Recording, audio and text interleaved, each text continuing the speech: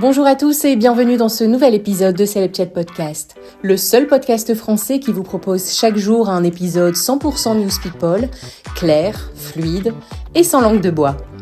Aujourd'hui, on va parler d'images publiques qui vacillent, de coulisses télé qui pourraient faire trembler le service public et d'une émission Netflix rattrapée par la justice.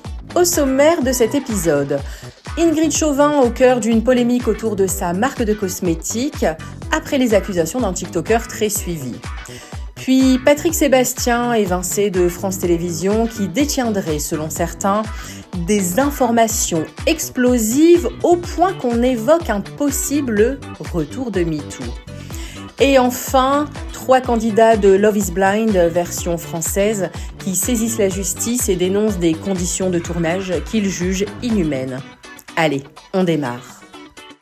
Actrice emblématique de la série Demain nous appartient sur TF1, Ingrid Chauvin incarne depuis des années une figure rassurante du petit écran. Mais depuis quelques jours, ce n'est plus son rôle de fiction qui fait parler, c'est son activité d'entrepreneuse. Il y a 3 ans, la comédienne lançait sa marque de cosmétiques Mademoiselle Chauvin avec un positionnement très clair. Des produits présentés comme naturels, éthiques, véganes, non testés sur les animaux et fabriqués en France et en Italie. Une promesse forte à l'heure où les consommateurs sont quand même de plus en plus attentifs à la composition des produits qu'ils utilisent. Mais cette image a récemment été remise en cause par un TikToker suivi par plus de 100 000 abonnés, Iril Arminez, qui se présente lui-même comme enquêteur et chroniqueur. Dans une vidéo qui est devenue très virale, il accuse Ingrid Chauvin de publicité mensongère et affirme même que les produits de sa marque seraient loin d'être aussi propres qu'annoncés. Face caméra, le créateur de contenu adopte un ton sarcastique et démonte, selon lui, les arguments marketing de la marque. Il s'attarde notamment sur la liste des ingrédients de certains produits, comme un crayon fard à paupières, présenté comme 100% naturel. Selon lui, plusieurs composants seraient transformés chimiquement, et donc incompatibles avec les promesses affichées. Il va même jusqu'à parler de produits mauvais pour la planète et mauvais pour la santé. La vidéo fait bien sûr rapidement le tour des réseaux et la polémique enfle. Ingrid Chauvin décide alors de répondre publiquement. Le 7 janvier, elle publie une vidéo sur Instagram au titre sans équivoque « Alerte arnaque, il est grand temps de remettre les choses au clair ». Et dans cette prise de parole, l'actrice affirme ne pas vouloir répondre par l'attaque mais par les faits. Elle assure que l'ensemble des produits de sa marque respectent la réglementation européenne, que chaque formule a fait l'objet d'études toxicologiques et qu'aucune substance interdite ne peut être commercialisée sur le marché européen. Elle prend également le temps de détailler un à un les ingrédients mis en cause et invite le public à se renseigner avant de parler d'arnaque. Et la réponse ne s'arrête pas là. Le mari d'Ingrid Chauvin, qui est lui aussi impliqué dans cette marque de cosmétiques, monte lui aussi au créneau. Il remet en question la légitimité de ce TikToker, affirmant qu'il ne dispose d'aucune expertise réglementaire dans le domaine cosmétique. Il évoque des attaques répétées, construites selon lui dans le but de nuire à l'image de la marque, et annonce que des démarches pourraient être engagées pour faire cesser ce qu'il considère comme des propos diffamatoires. Bon, une affaire qui pose une nouvelle fois la question de l'influence des lanceurs d'alerte sur les réseaux sociaux, et de la frontière parfois un peu floue entre vigilance citoyenne et accusation publique. Autre ambiance, autre dossier sensible. Patrick Sébastien, figure incontournable du divertissement français pendant des décennies, continue de faire parler de lui, 6 ans après son éviction de France Télévisions. À 72 ans, l'artiste est loin d'avoir raccroché.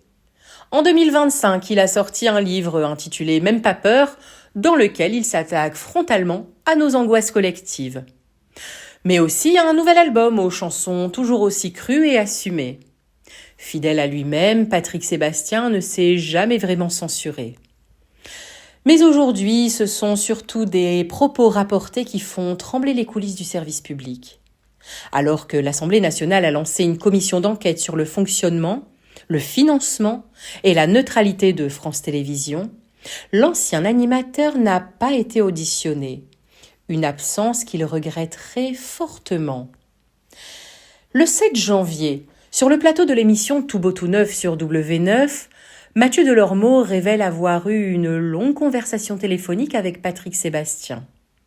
Et selon lui, ce que l'animateur lui aurait confié est particulièrement lourd. Mathieu Delormeau parle de révélations choquantes, allant jusqu'à évoquer un possible MeToo interne si Patrick Sébastien venait à s'exprimer officiellement devant une commission.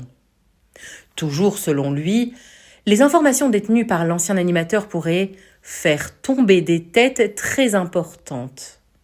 Bon, pour l'instant, aucune déclaration publique directe de Patrick Sébastien n'est venue confirmer ou infirmer ses propos.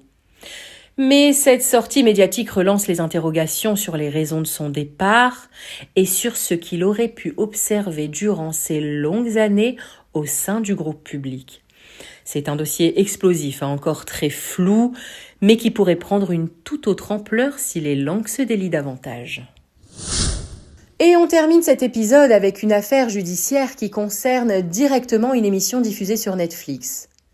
Pour le meilleur et à l'aveugle, version française de Love is Blind, co-présentée par Teddy Riner et son épouse, est aujourd'hui dans le viseur de la justice. 3 candidats de l'émission, Jonathan, Benjamin et David, ont saisi les prud'hommes des Hauts-de-Seine. Ils dénoncent ce qu'ils qualifient de traitement inhumain et dégradant pendant le tournage. Selon leurs plaintes, les candidats auraient été soumis à des rythmes de travail extrêmement lourds, avec des journées débutant dès 5 heures du matin et se terminant tard dans la nuit. Le manque de sommeil, la pression constante et le sentiment d'être instrumentalisé pour créer du contenu seraient au cœur de leurs plaintes. L'un d'eux affirme également avoir été poussé à jouer un coup de foudre devant les caméras, alors que la personne présentée comme sa partenaire ne correspondait pas du tout à ses préférences. La production aurait insisté pour maintenir certaines mises en scène au nom de la narration de l'émission. Les candidats dénoncent aussi le montage final, qu'ils estiment préjudiciable à leur image, ainsi qu'un manque de soutien face à certaines accusations diffusées à l'écran. Leur avocate parle d'une expérience marquée par la privation, le surmenage et une véritable détresse psychologique. Chacun réclame 200 000 € de dommages et intérêts et souhaite la requalification de leur contrat en CDI. Des audiences de conciliation sont prévues en février et en mai prochain. Une affaire qui relance une fois encore le débat sur les conditions de tournage des téléréalités et la protection des candidats. 3 affaires très différentes mais un point commun. Derrière les images lisses, les marques et les concepts séduisants, les coulisses peuvent parfois être bien plus complexes. Comme toujours, les dossiers sont en cours, les versions s'opposent et la justice ou le temps feront leur travail. Merci d'avoir écouté Celeb Chat Podcast. Si cet épisode vous a intéressé, n'hésitez pas à vous abonner, à laisser une note et à partager autour de vous. On se retrouve demain pour un nouveau tour d'horizon de l'Actu People.